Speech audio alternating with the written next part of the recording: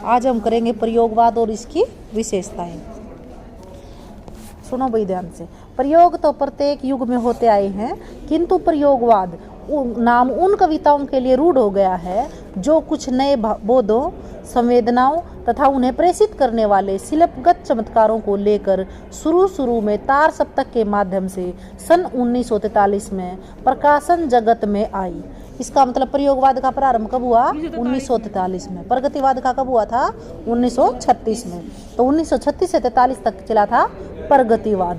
जो दूसरे युग का आरंभ होता है वो प्रगति, जो पहला युग है उसके विरोध में होता है भाई, ठीक है। उसमें क्या था, समाज का कुछ ज्यादा जिक्र कर दिया था, ठीक है, तो प्रगति में, तो उसके विरोध में ये आया था क्या? प्रयोगवाद। 1943 में के नाम था जो पहला प्रयोग मतलब सप्तक लिखा गया ना, उसको पहला सप्तक ना बोल के नाम है तार सप्तक, जो प्रगतिशील कविताओं के साथ विकसित होती गई तथा जिसका पर्यवेक्षण नई कविता में हो गया। यूँ कहे प्रयोगवाद का प्रारंभ तो किसकी वजह तो या प्रगतिशील कविताओं की वजह से, लेकिन समा गया किसमें? इसका आगे क्या है? नई कविता, ठीक है। पर्यवेक्षण हो गया मतलब उसमें समा गया। फिर ये प्रयोगवाद नाम भ्रामक है क्योंकि इस नाम से यह भाव टपकता है कि इन कवियों ने प्रयोग को साध्य मानकर एक नया वाद चला दिया। आगे जी ने फिर दूसरा सप्तक लिखा, फिर तीसरा लिखा और चौथा लिखा। इस तरह से हमारे 4 सप्तक आए थे। 4 सप्तक में क्या थे? सप्तक का मतलब 7 कवियों ने मिलाकर एक माला में पिरोकर ने जो कविता लिखी थी, वो 7 कवियों की जो कविता थी वो सप्तक कहलाई, ठीक है। तो इस तरह से 4 सप्तक था। पहला सप्तक का नाम तो था तार सप्तक, फिर दूसरा सप्तक, तीसरा सप्तक और चौथा सप्तक। तो दूसरे सप्तक की भूमिका में इसने लिखा है कि कवि कर्म की व्याख्या करते हुए प्रयोग शब्द को स्पष्ट किया है। उनकी दृष्टि में प्रयोग अपने आप में इष्ट नहीं है भाई, भगवान नहीं है, वरन वह साधन है, दोहरा साधन है। एक तो उस सत्य को जानने का साधन है जिसे कवि प्रेषित करता है, दूसरे वह उस प्रेषण की क्रिया उसके साधनों को जानने का साधन है। तार सप्तक और प्रतीक पत्रिका, 2 पत्रिका थी प्रयोगवाद के समय की, एक तो तार सप्तक और एक प्रतीक। तो दोनों पत्रिका थी जो उनको देखने से स्पष्ट हो जाता है कि इनमें जो संग्रहित या प्रकाशित कवियों के अनुभवों के क्षेत्र, दृष्टिकोण और कथ्य एक ही प्रकार के नहीं हैं। कुछ ऐसे हैं जो विचारों से समाजवादी हैं, संस्कारों से व्यक्तिवादी। यूँ कहें जितने भी 7 कवि थे ना, इनके विचार एक जैसे नहीं है भाई। इनमें कौन कौन से हैं? शमशेर बहादुर सिंह, नरेश मेहता और नेमीचंद्र जैन। कुछ समाजवादी से थे और कुछ व्यक्तिवादी। समाजवादी मतलब समाज की चिंता करेंगे, व्यक्तिवादी मतलब जो छायावाद में गया करते, सिर्फ अपनी कथा बोल लेंगे। लेकिन कुछ ऐसे थे भाई जो दोनों ही क्रियाओं से समाजवादी, विचारों और क्रियाओं दोनों से समाजवादी हैं, जैसे कि रामविलास शर्मा, गजानन माधव, मुक्तिबोध। कुछ ऐसे हैं जो प्रगतिशील कविता के द्वारा व्यक्त होते हुए अपने जीवन मूल्यों और सामाजिक प्रश्नों को असत्य और सत्याभास मानकर अपने व्यक्तिगत जीवन में तड़पने वाली गहरी संवेदनाओं को रूपायित करते हैं। प्राय ये सभी कवि मध्यम वर्ग के थे। देखो प्रगतिवाद में सिर्फ 2 वर्ग का जिक्र हुआ है, किस किस का? शोषक का और शोषित का। इसमें क्या उठा ले आया? यो ना शोषक ले आया ना शोषित, जो मध्य वर्ग था ना उसको उठा कर ले आया। जिन कवियों ने समाजवादी विश्वासों को अपने संस्कारों में डालकर कविताएं लिखी हैं वे वास्तव में जनवादी कवि हैं, किंतु जो ऐसा नहीं कर सके या करना चाहते हैं वे अपने व्यक्तिगत सुख दुखों की संवेदनाओं को ही अपने काव्य का सत्य मानकर नए नए माध्यमों द्वारा व्यक्त कर रहे हैं। आलोचकों ने प्रयोगवाद की चर्चा करते इसमें मूलतः इन्हीं कवियों को ध्यान में रखा है। यह ठीक है कि क्योंकि समाजवादी विश्वास वाले कवि प्रगतिशील कविता के क्षेत्र में आ जाते हैं, तो प्रगतिवादी कविता है वो ह्रासोन्मुखी, जो मध्यम वर्ग हमारा पीड़ित हो चुका था ना, उसके जीवन का चित्रित किया है, उसके जीवन को चित्रित किया है। प्रयोगवादी कवि ने जिस नए सत्य के शोध प्रेषण के नए माध्यम से की खोज की घोषणा की, वह सत्य इसी मध्यम वर्गीय समाज के व्यक्ति का सत्य था। इन्होंने सच्चाई को सामने लाया है। किसकी सच्चाई? मध्यम वर्ग की सच्चाई। अतः प्रश्न उठाया जाता है कि क्यों न हम उसी यथार्थ को अभिव्यक्ति दे जिसे हम भोगते हैं। जो भी हमारे प्रयोगवादी थे ना, ये अस्तित्ववादी भी थे। अस्तित्ववाद में क्या है? व्यक्ति की स्वतंत्रता, जो व्यक्ति खुद भोगने लग रहा है ना उसी का वर्णन करना। और अस्तित्ववादी भगवान को नहीं मानते। अस्तित्ववाद में एक नित्य नाम का वो आया है, दूसरे देश का राइटर, उसने तो कहा है कि भगवान मर गया, भगवान है ही नहीं। तो ये सिर्फ आदमी को महत्व देते थे, मानव को महत्व देते थे, क्योंकि ये जो भी जितने भी थे प्रयोगवादी कवि वो अस्तित्ववाद से भी जुड़े हुए थे।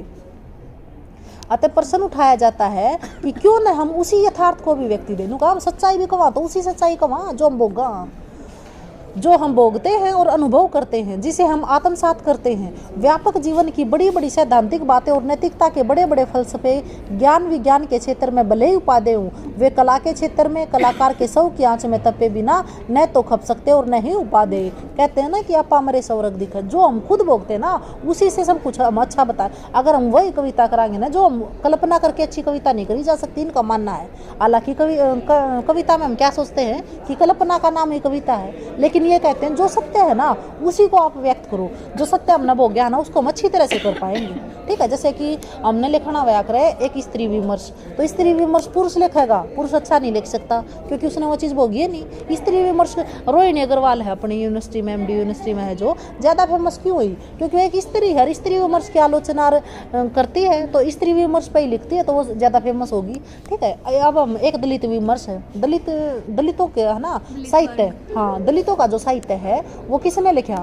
अपने जाट, किसी जाट ने लिख दिया, वो ज़्यादा अच्छा नहीं लिखा गया। क्यों नहीं लिखा गया? क्योंकि उसने वो चीज़ भोगी नहीं, उन्हें तो दूर तो देखी है, वो उसका उनकी मानसिक पीड़ा तक तो नहीं पहुंचा ना वो। ठीक है, हाँ तो वही अब किसान आंदोलन है, जो किसानों वहाँ पर गया है, खुद भोग्या है, तो वो ज़्यादा अच्छा लिख पाओगा। ठीक है, तो ये यूँ क्या है प्रयोगवादी कि जो कविता हम लिखाएंगे ना वो सत्य पर आधारित लिखाएंगे, ना कि कल्पना पर आधारित, वो ज़्यादा अच्छा लिखा जाएगा। प्रश्न यह है कि हमने कला के जीवन के कितने व्यापक अंश को समेटा है। प्रश्न यह है कि हमने लिए हुए अंश को कितना जिया है। ठीक है, एक तो यूँ का है कि हमने कितना लिखा है, लेकिन उस लिखे हुए में हमने कितना भोग्या है, कितनी ईमानदारी और सच्चाई के साथ उसे व्यक्त किया है। प्रयोगवादी कवि इसलिए व्यापक जनजीवन के अंकन के फेर में न पढ़कर अपने जीवे हुए जीवन के भिन्न भिन्न दर्दों को अंकित करना पसंद करता है। मध्यम वर्गीय कवियों ने व्यक्ति मन के सत्यों को उद्घाटित, क्योंकि जितने भी कवि थे ना ये खुद भी मध्यम वर्ग के कवि थे भाई, तो मध्यम वर्गीय कवियों ने व्यक्ति मन के सत्य को उद्घाटित करने में ही नए सत्यों की प्रतीति और उनका संप्रेषण समझा। मध्यम वर्ग आज हराशोन्मुख है, मतलब जिसका ह्रास हो चुका है, जिसका पतन हो चुका है, वह अपने चारों ओर के कठोर परिवेश के दबाव से टूट रहा है। उसकी आकांक्षाएं विराट हैं, सपने रंगीन हैं और संवेदनाएं हैं जो उसकी वो कोमल हैं। बैठ जाओ। वह अपने चारों ओर खड़ी कठोर सामाजिक बंधनों और आर्थिक वैषम्य की अभेद दीवारों से टकराकर अपने में लौट आता है और अपने को समाज से कटा हुआ, हारा हुआ, खंडित और कुंठित समझने लगता है। पीड़ा के अनेक सत्रों से उलझी हुई संवेदनाओं को मन का गहरा यथार्थ मान बैठता है। यह मध्यमवर्गीय व्यक्ति या कवि जनजीवन के सामूहिक जागरण से अलग रहने के कारण अपनी सीमाओं को तोड़ने का कोई सक्रिय प्रयास न कर शव की गुफा में पीड़ा की मणि खोजता रहता है। इस प्रकार वह जनजीवन के प्रवाह से कटकर उसी के बीच में नदी के द्वीप की तरह अपने इकाई में अवस्थित रहता है। प्राय सभी प्रयोगवादी कवियों ने यह स्थिति देखी है। यह पीड़ा बोध इन कवियों ने इतना गहरा और सजग है कि वे इसे दार्शनिक स्तर पर एक चिरंतन सत्य के रूप में भी प्रतिष्ठित करते हैं। आगे की कुछ लाइन है भाई, दुख सबको मांझता है और चाहे सबको मुक्ति देना वह न जाने, किंतु सबको मांझता है, उसे उन्हें यह सीख देता है कि सबको मुक्त रखे। यूँ कहते ना कि जो दुखी व्यक्ति होगा वही ज़्यादा अच्छा होगा, क्योंकि उसको दुख हो गया वो है। जो ज़्यादा सुखी रह गया हो ना उसको नहीं पता चलता कि समाज में क्या हो रहा है, उन्हें तो सिर्फ अपने सुख भोगे हैं। ठीक है, तो दुखी व्यक्ति ही ज़्यादा अच्छा होता है और वही ज़्यादा अच्छी तरह कविता कर सकता है। तो प्रयोगवादी कवि हैं वो यथार्थवादी हैं। ये बार बार एक लाइन कहने लग रहा है कि वो सच्चाई को प्रकट करने वाले हैं। वे भावुकता के स्थान पर, वो भावुक नहीं है भाई, जैसे हम अपने छायावादी थे वो ज़्यादा भावुक थे, लेकिन ये कहें कि इन्होंने भावुकता के स्थान पर ठोस बौद्धिकता को स्वीकार किया है। ये कवि मध्यम वर्गीय व्यक्ति जीवन की समस्त जड़ता, जो मध्यम वर्ग में क्या थी, जड़ हो रहे थे लोग, कुंठित हो रहे थे, अनास्था थी उनमें, मतलब आस्था नहीं थी भगवान के प्रति, क्योंकि जो ज़्यादा दुख है दुख आता रहेगा जिसके जीवन में, वो नहीं सोचेगा भगवान है ही नहीं, कितने होता तो मेरी भी सुनता। पराजय है मानसिक संघर्ष के सत्य को बड़ी बौद्धिकता के साथ इन्होंने उद्घाटित किया है। बुद्धि भी है भाई। जो आगे था वो तो साइंस का स्टूडेंट था, उसने तो अपने हिंदी साहित्य में भी प्रयोग करे हैं, इसीलिए इसको प्रयोगवाद कहा गया है। यूँ तो मध्यम वर्गीय व्यक्ति जीवन की पीड़ा के अनेक स्तरीय कविताओं में उभरे हैं, पर किंतु विशेषता दमित काम वासना का ही प्रावधान लक्षित होता है। जैसे वो मार्क्स की धारणा लेकर आया था ना, यो लेकर आया था, जो कि वो नहीं था एक कवि जो कि अपने मानव पर जिसने काम कराया था, क्या नाम है उसका, अपनी कुंठित भावनाओं पर, जो कि मनोविश्लेषण का था। मनोविश्लेषणवादी कौन था? ध्यान नहीं आ रहा, नाम ध्यान होगा तो बताऊंगी। एक ही ज़्यादा फेमस है, उसके उसी की थ्योरी बार बार काम करती है, जिसने मानव पर काम करे थे, हमारे अंदर की भावनाओं पर ना। साइकोलॉजी में, हाँ हाँ, psychology, fried, thank you. Fried था ना, इसने जो अगेन जो थ्योरी अपनाई थी ना, वो फ्राइड की अपनाई थी। उनने किसकी अपनाई थी? प्रगतिवाद वालों ने, कार्ल मार्क्स की। ठीक है, यह ना अपनी थ्योरी कहीं ना कहीं तक लेकर आया करते, तो इसने मनोविश्लेषण पर काम किया। आगे को मनोविश्लेषणवादी भी माना जाता है। वैसे तो फ्राइड था मनोविश्लेषण का, लेकिन वो विदेशी था। लेकिन अगर हमारे हिंदी साहित्य में पूछा जाए ना कि मनोविश्लेषणवादी कौन थे, तो एक तो अज्ञे था, एक इलाचंद्र जोशी था, ठीक है, एक जैनेंद्र था। इन्होंने मनोविज्ञान के ऊपर अपने हिंदी साहित्य में काम किया है भाई। इन कवियों ने कहीं इसमें दे भी रखा है आगे,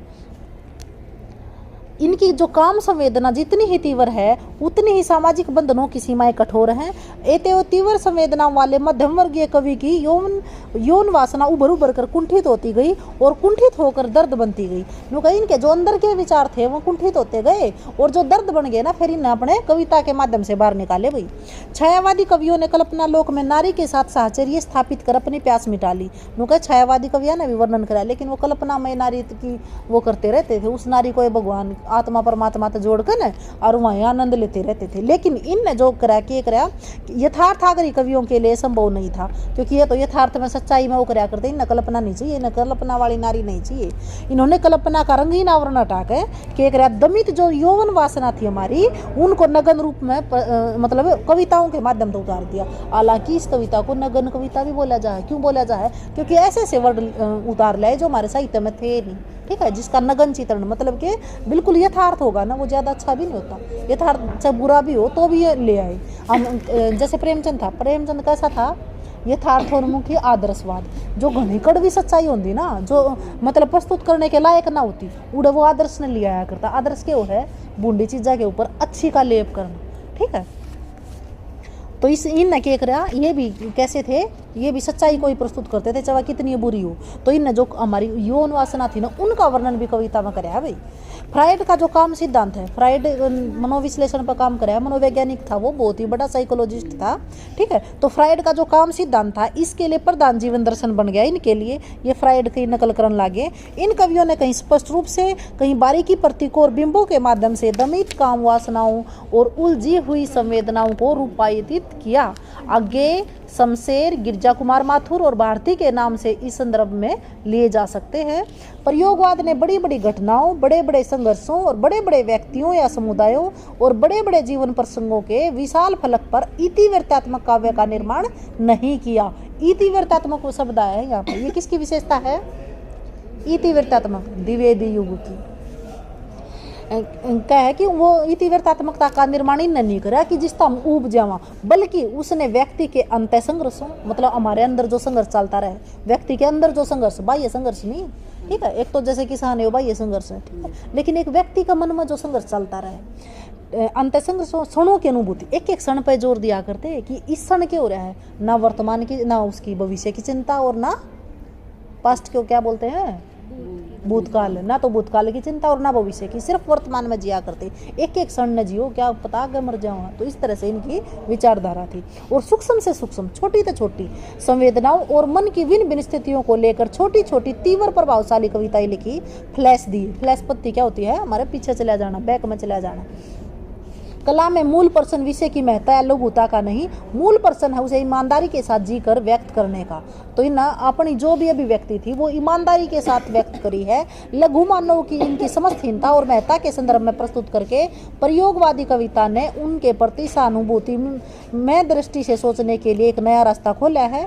मनुष्य अपनी सारी दुर्बलताओं, हीनताओं, लघुताओं और महत्ताओं के बीच यथार्थ है, मतलब सच्चाई है। अतः यथार्थ मानव की सृष्टि के लिए उसके जटिल परिवेश को अंकित करना कलाकार का धर्म है। अब करते हैं प्रयोगवाद की विशेषताएं। पहले इसके कवि बता दूं, जैसे कि छायावाद के 4 कवि बताए थे, ऐसे ही प्रगतिवाद के बताए थे। छायावाद के कौन कौन से हैं? हाँ, नागार्जुन ने वो 4 बता दिए उसने, ठीक है। अब बात आई प्रगतिवाद की। प्रगतिवाद के कौन से हैं?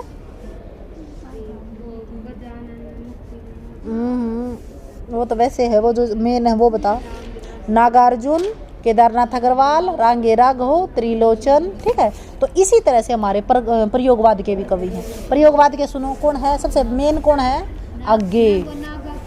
हाँ, इसके जो कवि है ना मेन है जो, वो है सच्चिदानंद हीरानंद वात्स्यायन अज्ञे। ठीक है, दूसरा है वो है श्री गजानन माधव मुक्तिबोध, नेमी चंद्र जैन, भारत भूषण अग्रवाल, प्रभाकर माचवे, गिरिजा कुमार माथुर, डॉक्टर रामविलास शर्मा। कई कवि के होगा उसमें भी आ जाएंगे और इसमें भी आ जाएंगे। ठीक है, तो ऐसे पजल नहीं होना है। भवानी प्रसाद मिश्र, शमशेर बहादुर सिंह, नरेश कुमार मेहता, धर्मवीर भारती और रघुवीर साहा। तो इसकी जो पहली विशेषता है वो है मध्यम वर्गीय समाज का चित्रण। प्रगतिवाद तक कैसे अलग है, उसमें किसका वर्णन था पता है तुम्हें, और इसमें किसका है, मध्यम वर्ग का। प्रयोगवादी कवि का सत्य अधिकांश मध्यम वर्गीय समाज का सत्य है। वही प्रगतिवादी कवि ने शोषित वर्ग के सत्य को उजागर किया है, तो प्रयोगवादी कवि ने मध्यम वर्गीय समाज के जीवन सत्य को उद्घाटित किया है। प्रयोगवाद कवि भारत भूषण अग्रवाल का कथन है कि उनकी कविताओं में मध्यम वर्गीय मन की छटपटाहट आपको मिलेगी। मध्यम वर्ग में भी पूरा वर्ग की जगह कम करेंगे, एक एक आदमी का करेंगे, आदमी के मन के अंदर के चीज चल रही है। दूसरा भाई अहम की अभिव्यक्ति की प्रवृत्ति, अहम मतलब थोड़ा सा घमंड की प्रवृत्ति हुई थी। प्रयोगवादी काव्य कल्पनाशील और भावुक न होकर, कल्पनाशील भी नहीं था भावुक भी नहीं था, बल्कि क्या था, बौद्धिक था, तर्क के साथ बात करता था, भाई भावनाओं में नहीं बहता था। ये अहम ही उसका केंद्र बिंदु था। अज्ञे ने इस तथ्यों को स्वीकार किया है। नेक्स्ट जो इसकी विशेषता है वो है अनास्थावादी दृष्टिकोण। अनास्थावाद का मतलब अस्तित्ववादी थे, आस्था ही नहीं रखा करते किस पे, भगवान पे। इस युग के कवियों का समाज एवं साहित्य के परंपरागत मूल्यों में विश्वास नहीं था भाई, जो चले आ रहे, जो हमारे भक्ति काल तक जो भी मान्यता चली आ रही वो को ना थी इसमें कुछ भी। अज्ञे की माहीवाल कविता में अनास्थावादी दृष्टिकोण उभर कर आता है। प्रयोगवादी कविता में निराशा, घुटन एवं पीड़ा का व्यापक प्रदर्शन है भाई। नेक्स्ट जो इसकी विशेषता है वो है नास्तिकता। नास्तिकता भी ऐसी ही है। नास्तिक एक होता है आस्तिक जो भगवान में विश्वास रखे, एक होता है नास्तिक जो भगवान में विश्वास ना रखे। बौद्धिकता और वैज्ञानिक युग से संबंधित प्रयोगवादी कविता में भावनात्मक दृष्टि से विरोध दिखाई देता है। इस युग के कवि का ईश्वर, नियति, देवी देवताओं आदि में कोई विश्वास नहीं रखता। वह स्वर्ग और नरक का अस्तित्व भी स्वीकार नहीं करता। रात मैंने एक सौपन देखा, मैंने देखा गणेश जी टाफी खा रहे हैं, तो इसका मतलब यहाँ पे गणेश का अपमान न करने लाग रहे हैं। ठीक है, आम के अगर गणेश दिखते यहाँ जोड़ दिया। ठीक है, नेक्स्ट अब यथार्थ का वास्तविक चित्रण। प्रयोगवादी कविता में छायावादी, अलौकिकता, वायवीपन, आदर्शवादिता के स्थान पर के था लौकिकता, यथार्थवादिता और वास्तविकता भाई। ठीक है, लौकिकता वो तो अलौकिक का मतलब जब हम उस परम पिता भगवान की बात कराएंगे वह चीज़ अलौकिक हो जाएगी। ठीक है, रहस्य होगा जिसमें, लेकिन लौकिक जो हमारे इस विश्व में जो कुछ मतलब उपस्थित है। यथार्थवादिता आदर्श का मतलब झूठ पे मतलब सच्चाई पर लेप करना, और यथार्थ सच्चाई प्रस्तुत करना। वास्तविकता भी वही चीज़ होती है। यही कारण है कि इस कविता में व्यक्ति के साथ साथ उसके परिवेश की का भी समग्रता से निरूपण होता है। वह सामाजिक विसंगतियों से व्यथित होकर उसका समाधान व्यक्ति के माध्यम से करना चाहता है। समाज कल्याण के लिए वह अपने अहम का विसर्जन करने के लिए भी तत्पर है। नेक्स्ट है व्यंग्य का प्रयोग। सारा व्यंग्य का प्रयोग। व्यंग्य तो समझते होगे ना।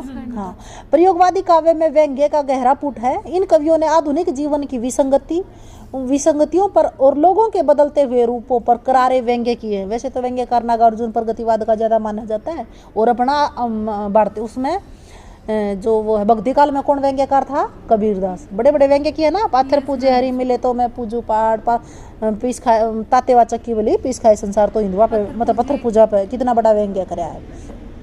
तो जो अपना प्रगतिवाद में व्यंग्यकार हुआ है ना, कबीर की ही उपमा दी गई है उसको, किसको, नागार्जुन को, लेकिन ये भी व्यंग्यकार थे भाई। ठीक है, विशेषकर धर्म के व्यापार, जीवन का खोखलापन, स्वार्थपरता और शहरी जीवन आदि प्रवृत्तियां कवि के मन में खींच उत्पन्न कर देती हैं। एक स्थल पर कवि आगे कहते हैं, सांप तुम सभ्य तो नहीं हुए। ये किस पे व्यंग्य कराया गया है, शहरी सभ्यता पे। ठीक है, कि शहरी सभ्यता के लोग कैसे हैं, शहर के लोग। सुना ना, गाँव वाले और शहर वाले में क्या अंतर होगा। आप गाँव में चले जाएंगे, बाजू का दूध का लोटा देंगे, शहर में पानी पीते हुए भी रोया करें, पता है नहीं इस बात का।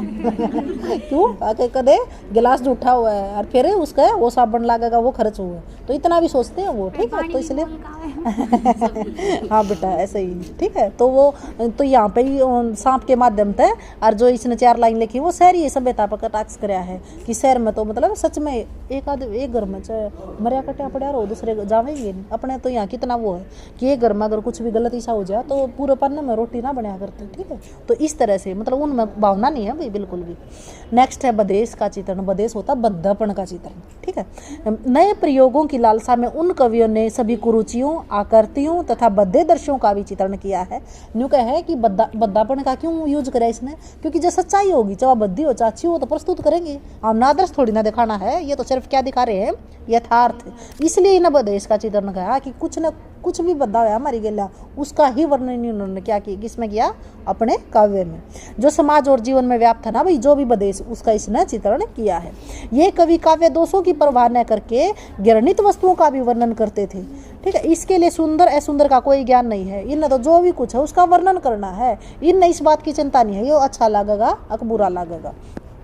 इनका विचार है कि असुंदर और घृणित वस्तुएं हैं वो मानव जीवन तक जुड़ रही हैं, जो भी चीज मानव जीवन तक जुड़गी उसका इन्होंने क्या किया है, वर्णन किया है। अतः कवि उसको त्याज्य नहीं मानता भाई, मतलब त्याग करने योग्य नहीं मानता, लेकिन ऐसा करने से कविता में जुगुप्सा, अश्रद्धा उत्पन्न हो गई है।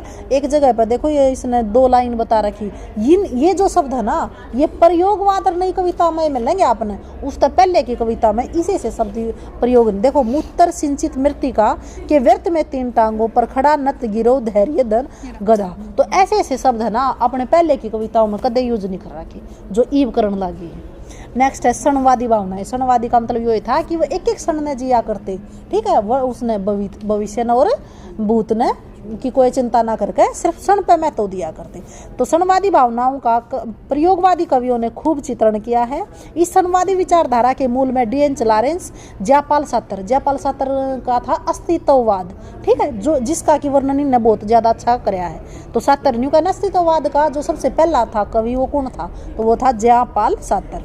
अन्य फ्रेंच प्रतीकवादियों के विचार हैं। प्रयोगवादी हिंदी कवि इनके विचारों से प्रत्यक्ष अप्रत्यक्ष रूप से प्रभावित हैं। तो न्यू पूछ ले आजा कि प्रयोगवाद जो कवि थे वो किस तरह प्रभावित थे, तो इन 3 कवियों से थे भाई, ठीक है। लॉरेंस थे, जयपाल सातर थे और अन्य फ्रेंच प्रतीकवादियों थे। और एक वो नाम आया था जो कि फ्राइड था, ठीक है, मनोविश्लेषणवादी।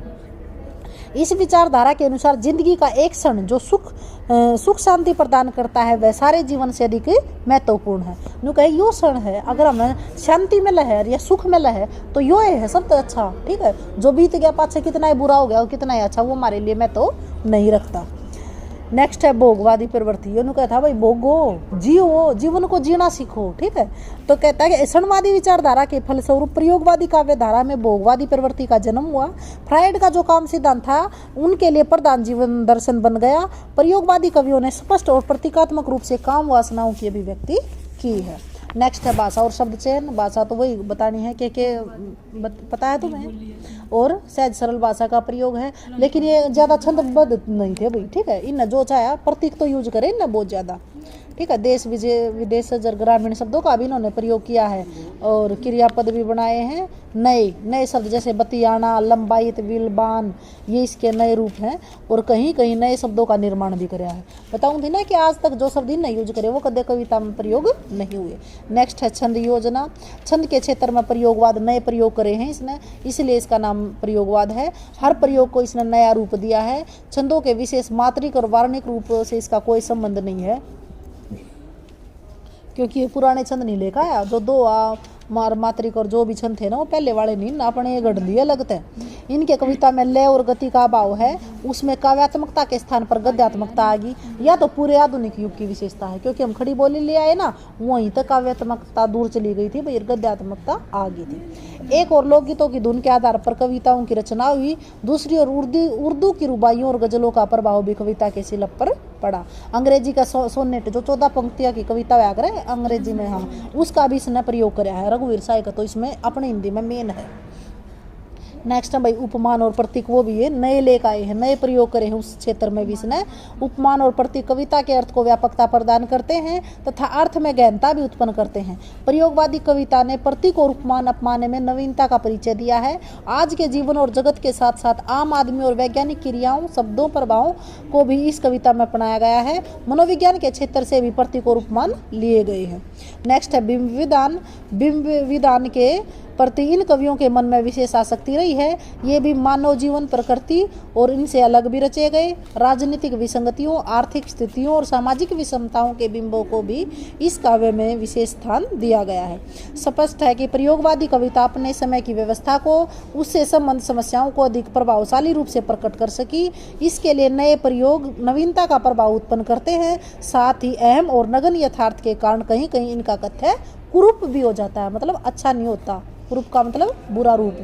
नवीनता के प्रति विशेष मोह होने के कारण यह काव्य धारा प्रयोग की ही वस्तु बन गई और इसमें काव्यात्मकता की कमी खटकने लगी। ये इसका एक दोष बता दिया। ठीक है, धन्यवाद भाई।